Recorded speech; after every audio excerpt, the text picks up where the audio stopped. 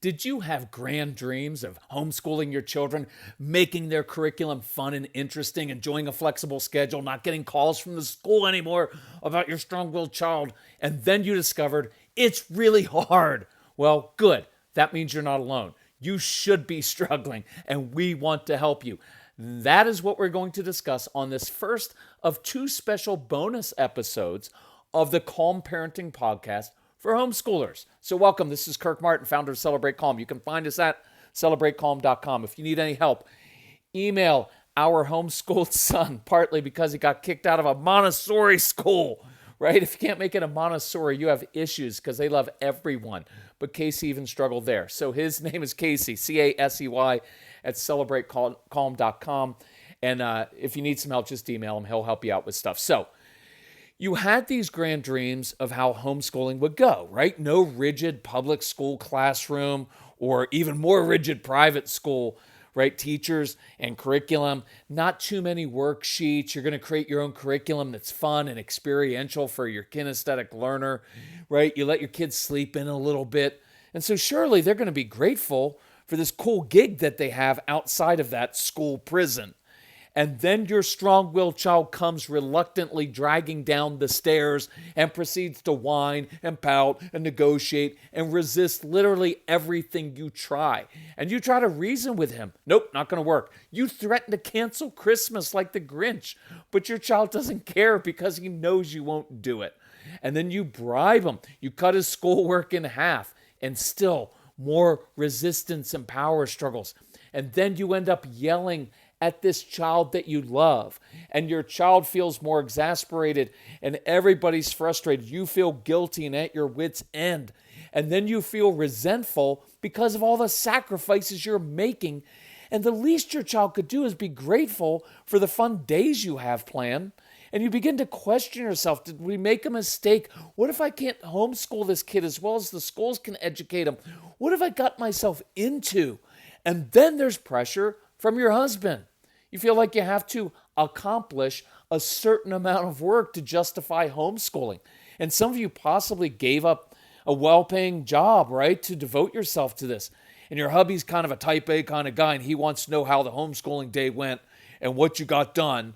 And now you feel extra pressure. Not to mention the pressure you feel from family who thinks that you're weird, from friends who think, right, whose kids are thriving in regular schools and tell you all about it. And even the pressure from yourself. And you don't want to admit failure. So some of you, like we did, end up lying and saying it's going really well. And you got a lot done. But inside you're torn apart by this. Are you alone? Is this you? Absolutely you're not alone. We went through this. This is normal for parents of bright, strong-willed children who simply just want to explore and be curious. Or sometimes literally do nothing.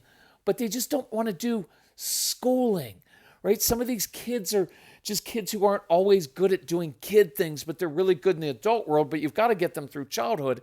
And so you're really going to wrestle with this stuff. So here are some ideas to help you as the parent.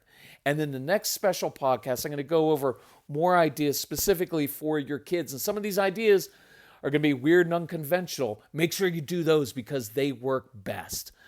Little side note, I'm going to mainly refer to these situations as the mom staying home, dad having maybe a traditional job. I know that's not all of you. In our home, we did a mix. There were years, especially when Casey got into the teen years, where I was the homeschooling mom, right? I did more of the homeschooling. So I know it's a mix, but I'm going to address the most common situations. And if you have reverse, just reverse the roles. Just roll with it. So our experience very quickly, we homeschooled for many years, over a decade, and it was hard. And we actually homeschooled other people's kids at times. And I'll refer to this probably more in the next podcast because there were days where I had several kids that I was homeschooling because I got good at this and I was calm with people's kids and they'd pay me anything to take their kids for the day. I'm kidding. But we did this, and then we had, as many of you know, we had these camps in our home where we brought strong-willed kids and kids on the spectrum into our home. So we could teach them emotional self-control, impulse control, how to deal with transitions. And we also taught them a lot about how their brains work, which is what I really want you to focus on with your kids. And we've worked now with over 1 million families. And in the homeschool world, I do a lot of the larger homeschool conventions, speak there. So I hope you find this helpful. So number one, I'm going to go through, I think, 10 things today. Number one, you're going to struggle. You just are. It's normal and it's okay. The strong-willed child will not want to do his or her work. Just count on that. Expect pushback almost every single day or every single day. Stop waiting or hoping for your strong-willed child to want to do schoolwork and be grateful to you. It's not going to happen until they're like 28 or 33, and then they'll thank you. Number two, you're not doing anything wrong. You are not failing your child or your family. You're a good mom. It's just really hard. So stop blaming yourself. Stop second guessing whether you're qualified to do this, because nobody's qualified to do this, and yet everybody is. Because you love your child, you're a smart person, and you've got this. You can do it. Number three, you may have to teach each of your children differently, right? Now think about it. It's going to be hard, but you're going to have to teach them just like how you have to raise them according to the way each of them should go, according to their natural bent, their natural gifts and talents. Some of you have kids who are very compliant and they love school, and they're just going to knock everything out, and they're going to be done by 11 a.m. And then the strong-willed child is going to still be fighting you over one worksheet at 3 p.m. because you have a child whose brain works in different ways, who absorbs information differently, who's motivated by different things, who learns differently, and they're just different. And it's exhausting, but it's normal. Number four, and this is where I'm going to slow down my talk because this is important. You have to get on the same page as your spouse regarding discipline and your goals for homeschooling, especially for the strong-willed child. You're not going to have that many issues with a compliant neurotypical kid usually. It's going to be with a strong-willed child. You and your husband are going to disagree. You just are. One parent always thinks the other one's being too soft and letting the kids get away with too much. Now, that parent who thinks that is the one who doesn't have to spend as much time, right, with a strong-willed child, who isn't as responsible for every daily activity. They think, I'll just put it this way, husbands in general tend to think that our wives, oh, you're just being too soft, you're letting get away with things. And as I've pointed out in many podcasts, wives usually end up coddling their husbands because they know that we can't handle when there are messes, when there are Legos on the floor and the kids didn't get enough stuff done and they've got an attitude. So the poor mom oftentimes is managing a kid's emotions and husband's emotions, and that won't work for a long period of time. It doesn't work. So that spouse may be like, oh, you just need to be tougher. And of course, usually the wife thinks, well, I wouldn't have to be so soft if you weren't so out of control and you weren't so rigid and harsh with the kids. I'm just trying to protect them. So you've got to hash that out. You can't be at cross purposes, especially when you're homeschooling. Men, I'll say this to you if you're listening. You would hate it if you had two foremans or two managers at work who were giving you conflicting directions and goals. It's simply untenable for a mom to have to manage the emotion of the kids all day long, hour after hour, and then have her husband come home and yell at the kids or be grumpy because the house is a mess. And now your wife has to manage your emotions. That will defeat literally everything you are setting about to accomplish with homeschooling your kids. Think about this. If the two adults in the home can't even agree or get along, how can you expect siblings to handle their differences? You can't. So you're going to have to either, in our language, you got to either grow up or you're going to grow apart. If you can't control yourself, how can you expect your kids to? Men, I'll give you a challenge. I want you to go through the Calm Parenting program together with your wife. I know you don't think you need it and you can't afford it right now, but the truth is you can't afford not to be on the same page, and you can't afford not to understand your strong-willed child on a deep level, because if you don't do that, it will cost you your family. And I'm not being dramatic. I've done this for a long time. This causes issues. And if you get the Calm Parenting program, which is your wife has asked you to get, but you keep balking at it, I only ask men to listen to 2 programs. There's 13 of them on there. You know your wife's going to devour and listen to them all, okay? You just listen to one that I created just for dads, which is concise and to the point. And one is on understanding your strong-willed child, so you do not pull apart or keep pulling apart for this child, getting on him and riding her their whole childhood. You will regret it if you do that. So just listen to your wife on some of these things. She's really smart at this and has good instincts. And you two work together. And just for you, because I know that you guys sacrifice in order to be able to homeschool, we have special pricing for homeschool families. I'll share that. Hey, moms and dads, do you want fewer meltdowns in your home? Of course you do. You hear us talk on the podcast all the time about simplifying your life and eliminating your own stress. So do that. Let HelloFresh take the stress out of dinner time 2 nights a week. Look, some nights are a blur. You've got homework and soccer practice and appointments. But HelloFresh gives you quick, easy recipes. I love that. And 15-minute meals if you want. So you get a healthy, yummy dinner on the table quickly. Look, you've got so many decisions to make throughout the day that it's a relief just to know I don't have to decide what to cook or whether I have all the ingredients I need. HelloFresh is just there waiting for you. That's why it's America's #1 meal kit. Look, I was hiking the other day when I saw the new offer that HelloFresh is offering our listeners, and I was psyched. So go to HelloFresh.com/50calm and use code 50calm for 50% off your first order plus free shipping. I love free shipping.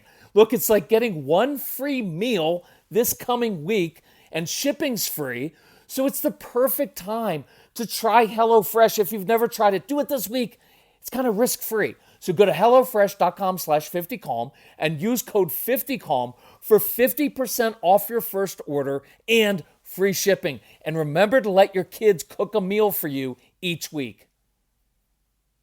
Later. Number 5, have a backup plan when the day isn't going well. You know those mornings when you wake up and everyone and everything just feels kind of off? Well, listen to your inner voice on those days. Don't try to force it, or you'll still be pleading and yelling at 11:45 a.m. Guys, I try to make this fun for you, and if you can't do this, right, I'd rather you recognize that everybody just needs a break. Maybe for a couple hours, or maybe for that day. Or maybe it's you. You just don't have patience that day. That's okay. So have a backup plan. Maybe the quick one in the morning is you just turn off the lights, you spread a blanket on the living room floor, and you just lie on the floor and just talk and just be together. Or maybe you go outside and play and have fun and just enjoy your time as a family. And then tomorrow, the next day, or the next week, that'd be a fine day to start back again. Look, I'll just be honest with it. Sometimes there were days, sometimes there were weeks where we didn't accomplish anything tangible, but we did learn and explore and be curious during those downtimes. And we actually enjoyed being together as a family, which is kind of the goal anyway. But I want you to have permission to know that you're not going to ruin your kids. You're not going to be a failure as a homeschooling parent if sometimes you just take a break, because that's called having wisdom and reading the moment and knowing I can try to force this and make it work, or sometimes I just have my backup plan. So have a few of those backup plans.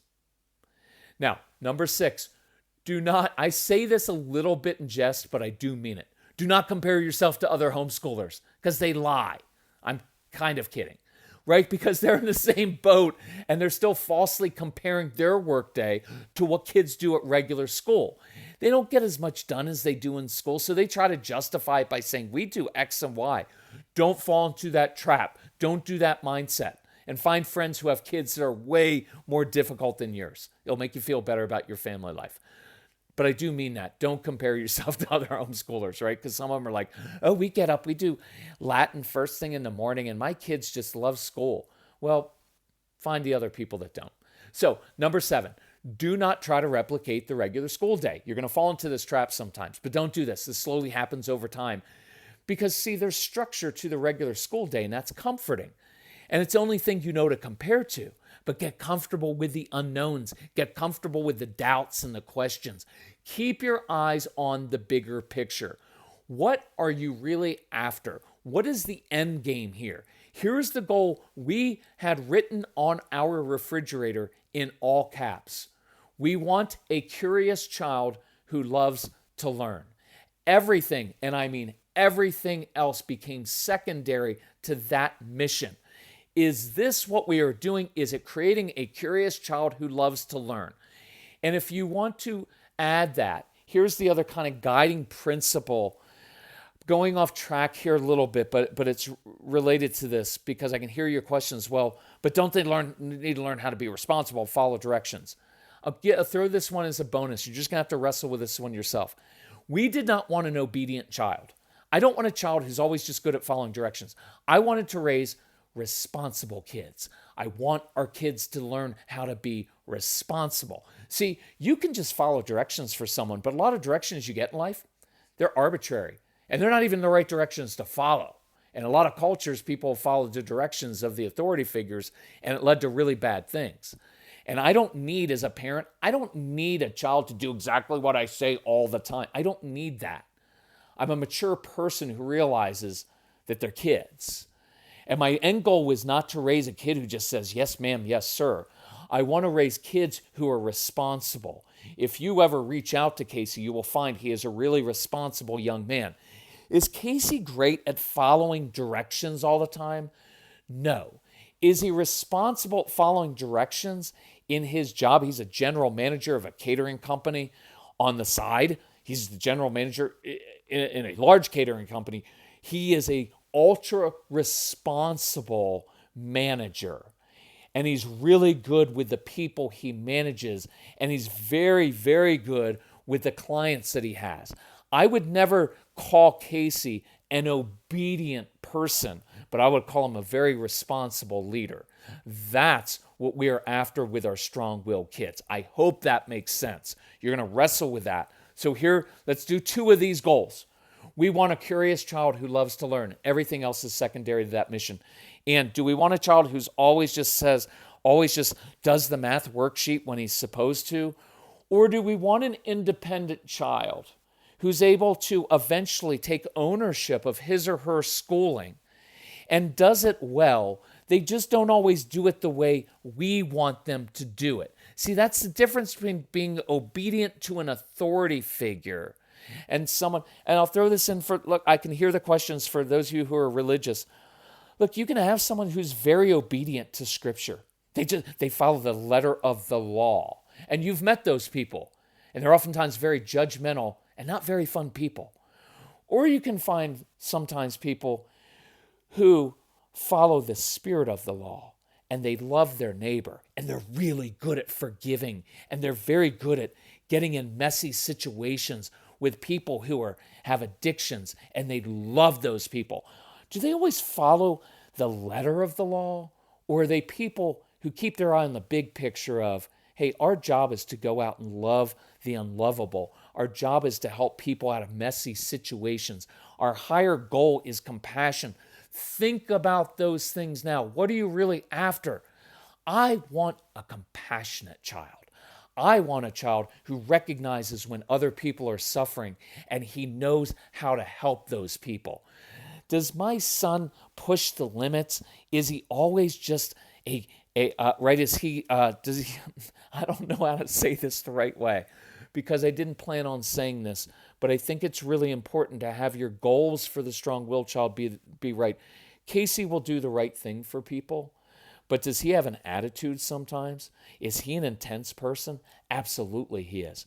But I can trust him, and his bosses can trust him in any situation to take care of things because he's responsible, he's a leader, he's compassionate, and to this day, even though he did not do a lot of his homeschooling work the way we wanted, he is one of the most curious people I know, and he loves to learn. That's what we were after. And if it doesn't line up with these goals, we discarded it. Number 8, understand that you'll never feel like you're doing enough. That nagging thought doesn't go away, especially if you're a mom, because you never feel like you're doing enough. Now, I know I said it, I'll say it again. Not every homeschooling family is a mom who stays home to teach kids where the husband goes to work. And we were even opposite of that for a while. But that's the norm. So here's the typical dynamic which you need to discuss with your spouse. The homeschooling mom experiences constant battles with children all day long. Husband at work has a hard job, but it doesn't involve coworkers and employees literally saying no to him all day, crying, whining, and throwing themselves on the floor. Being a mom is brutally hard. Homeschooling moms have almost no way to measure success in a concrete way. How do you know if your kids are learning enough, fast enough, or completing enough work? Moms never feel like they're doing enough or doing a good enough job, and it can be a deeply unsatisfying job inside. Plus, she often has to put on the happy face because we're doing the right thing, but that can take its toll. But largely, a lot of our jobs as husbands, there's very clear metrics for accomplishment and success. We get an annual review. We know whether we're doing a good job. We get a raise. There are projects and jobs, and they're completed on time with a due date.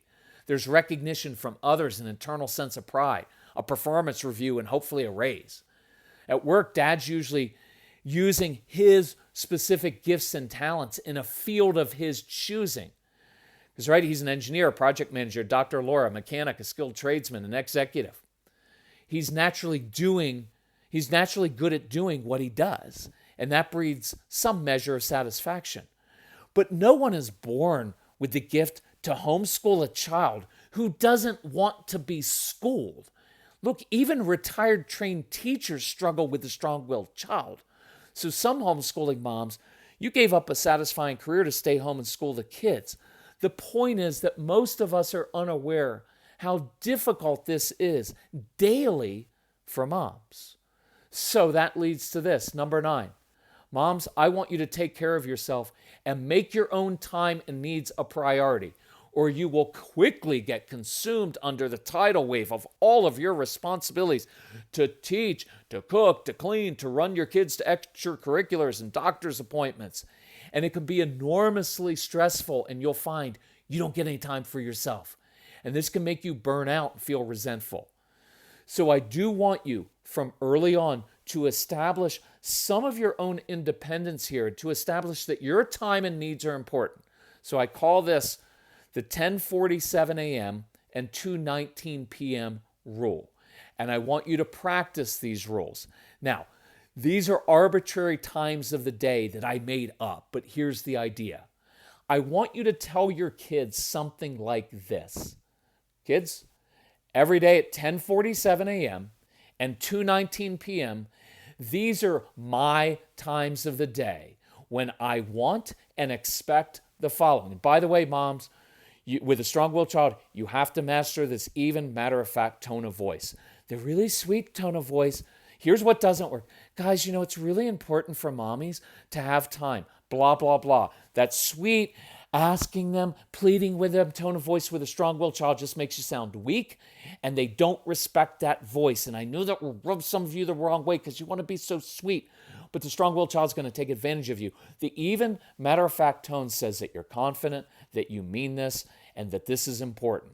And it's also a respectful tone because it says, I trust that you guys are capable of doing what I ask you to do and respecting my wishes. So, guys, these 2 times a day, these are my times a day when I want and expect the following. I am going to sit and read a book, or I'm going to call my mother, or talk to a friend for 17 minutes exactly. Now, some days I may go to my bedroom and just rest. I may lay on the sofa and read. I may do a devotional. I may do exercise. I may take a quick shower. And during this time, you will respect my time and my needs because they're important. Now, how do you do that? By being quiet in this house, by not fighting with your siblings, by not yelling or asking me for anything. 2 times a day for a total of 34 minutes. This is what I expect. Now, you don't have to say all this to your kids, but this is what I want them to understand. You are doing this because you are respecting me as I respect you all day long. Because this is called self-respect. And I want you to learn this skill as you get older so that people respect you and your time. See, my needs are just as important as yours, and they are. You and your spouse, your time as a couple is just as important. Your needs as a couple are just as important as the kids' needs are. Now, I know how it happens in a family, and your kids' needs, they're dependent on you, so that's a priority. I get that. But I don't want this to devolve into what happens nowadays where mom runs around and dad runs around trying to do everything for your kids and you do nothing for yourself. That's not healthy. It's not good for your kids. See, and you can tell your kid, you don't have to tell them, but I want them to know this. I don't know if you guys have noticed, or I'm sure you've noticed, I pretty much revolve my entire life and day around feeding you, clothing you, teaching you, taking you to play dates, caring for you physically, spiritually, socially, every way. I am obsessed with making sure you have a happy and good childhood. And that takes a lot of work. But this is what I want your kids to know, and I want you to internalize. It's never healthy in life to always be giving out to others without taking care of your own physical, emotional, social, and spiritual needs. Look, for my religious friends, Jesus didn't only give out. He didn't. He frequently retreated into the mountains, away from the crowds of people, so he could rest, so he could commune with his own Father, and so he could be with his close friends. So I'm going to do the same, and I expect you'll show me the same respect that I show you. And if you want the phrase that I used as a dad, because I'm a guy and I tend to make things a lot shorter, is, hey, don't mess with my alone time. It's important. That's a really important. Don't mess with it. This is my alone time. Don't mess with it. It's important. Now, caveat. Obviously, if you have toddlers and infants, you can't just leave them alone. But I'd still want you to practice taking 3 minutes, 7 minutes, whatever you can for yourself, especially as your kids get older. Increase that time. Moms, if you struggle with this, listen to the Straight Talk for Moms program that we have. Download it on the app, because we go through a lot for moms, how to break those generational patterns of doing everything for everybody else, because some of you had a mom who did that and she became resentful. After all I do for you, we don't want that, because it'll help you. This program will help you with boundaries. And don't be shy. Tell your husband point blank what you need and want. Look, I'm sharing some additional stuff here because you're homeschooling parents and I trust that you're very bright people. And I want you to get more out of this. Moms often need to learn how to be assertive. And here's something extra. Talk to your men like men talk to men, right? I've thought about this lately. I learned how to talk in a way that my wife, in a way that a woman hears things better. And I learned how to be more emotionally sensitive. But sometimes we don't teach wives how to talk to their husbands. And it's also very important for you to talk sometimes like boys like this. Because see, when I talk to other guys, it's short and sweet. And we go right to the point. When I'm talking to Casey, and when I had to discipline him as a child, and even now sometimes I give him perspective, but it's short and sweet. I tell him pretty plainly. So tell your husband point blank what you need. Don't say, honey, I was really thinking. Guys don't respect that tone of voice, and we don't take you seriously sometimes. So learn to be assertive. And if you want our programs, because we have 13 programs, including a marriage program you can do from home, on every different topic, tell them. Say, hubby, you got to make our family a priority. You buy your own stuff with technology. You buy all these other things that you want. And I want us to make our family a priority. And we've got to get on the same page with these kids and what we're doing. And so if you want that, you can go to celebratecalm.com/homeschool. And you'll find it's a lower price than we offer anybody else, just to honor you. Number 10, dads, if you're still listening, if I haven't irritated you enough, you've got to be involved. It's simply not going to work if you're always working, always away on trips all the time, leaving your wife to basically raise the kids alone. It just doesn't work. Right? And it doesn't work if you're going to escalate situations routinely so she has to manage your emotions, or if you're constantly correcting your kids over things that irritate you instead of building them up. That won't work. So I need you to step up and be the calm, confident leader who brings calm and peace to your home when you walk through the door. I want you to learn how to calm upset kids, to de-escalate situations, to give your wife time off. I want you to learn how to do that because it's really, really important. And here's a couple ways you can do that. Do a couple school subjects with your kids in the evening or in the morning before your work. So you've got a fresh voice that hasn't been asking your kids to do 47 things that day because your wife's doing this. Kids, eat your breakfast, clear the dishes, brush your teeth, get dressed, get your shoes on, do your worksheets, come inside. Leave your brother alone. Stop letting the dog out. Wash your hands, revise that worksheet, get your math book out. Get ready for lunch, eat your lunch, use your napkin, stop stealing your sister's food, throw your trash away, practice piano, do your reading, give your sister her doll back, turn off your screens, get ready, we have to go to the doctor's office. Yes, you do have to go. No, you can't stay here alone because we're a family, that's why. That's not nice to say to your brother, put your seatbelt on, get your shoes on, no, you can't wear that outside. And that only takes you till about noon, right? It's exhausting. But guys, we get to roll in after work, and I know we're tired, but we've got a fresh voice with our kids. But if you come home and yell, you have no idea how demoralizing that is to your wife and how much that hurts your kids. They need you to be the calm in the storm. So learn how to control yourself, learn how to control your emotions, and learn how to take this burden off of your wife. And I'll give you a fun one, but don't come home and ask how the homeschooling day went. Helly, how was it today? Because then she's going to be forced to lie and tell you all the things she did and justify staying home and feel like she's not a failure. Don't put her in that position. Just every day say, you know what I'm so grateful for? I'm married to an amazing person. And when I go off to work, I know that I married this amazing person and my kids are in the best hands of anyone on the planet. And I appreciate what you went through today, because it's probably harder than I went through at work. And just say that every day. It'll mean a lot to her. Now, your other job when you come home, besides not making things worse and escalating situations, is this. I want you to come home and give your wife a break for 10 minutes, for 15 minutes, for 30 minutes, for an hour. Here's an easy one. Guys, come home, especially with little kids, grab some loose change out of the car or come in from your home office. Right? And some of you with a home office, give your wife a break during the middle of the day. Take your lunch break and take the kids outside.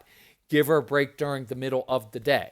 But if you come home at the end of the day, grab some loose change from your car, walk in, open the front door and yell, treasure hunt, and then throw some coins out in the front or backyard because kids love treasure hunts. Even if there's snow on the ground, they'll go out and they'll look for it. And then your wife can lock the front door and she can have 15 minutes of alone time. But at least one night a week, this is your challenge, men. Especially if you want more intimacy with your wife, which you probably do because you're a man. At least one night a week. I have to know what motivates you. At least one night a week, you handle dinner, bath time, and bedtime while your wife goes out with one of her friends to just be with another adult and relax. And some of those nights, you know what she's going to do? She's not going to go out with a friend. She's going to go out and sit in a car and just be by herself with no kids, no demands, not anything. She might go to a bookstore. She might go to a coffee shop. She might go get tea. She might go out with a friend. Let her do that. Not only, that's the wrong way to phrase that. Let me correct that and point this out. Let her do that. You don't let her. She's your wife. She's an equal partner with you. It's not letting her do that. It's your honor to take care of your kids. So this bride of yours, your wife, who is laboring all day, every day, trying to get kids to do 400 things, so that she has some time out. Because the truth is, look, I worked in the corporate world for 20 years. I didn't like it all the time, but I was out. I was having conversations with other adults in the lunchroom, around the water cooler. I was joking with the guys. We were giving each other a hard time about each other's sports teams. I had moments in those days that were really awesome. Your wife doesn't have those days usually during the day. It's an all-day slog. So it's not about letting her. It's about you stepping up and giving her that time, that freedom to go out and just go shop by herself if she wants. Whatever she wants to do, you have to do that for her.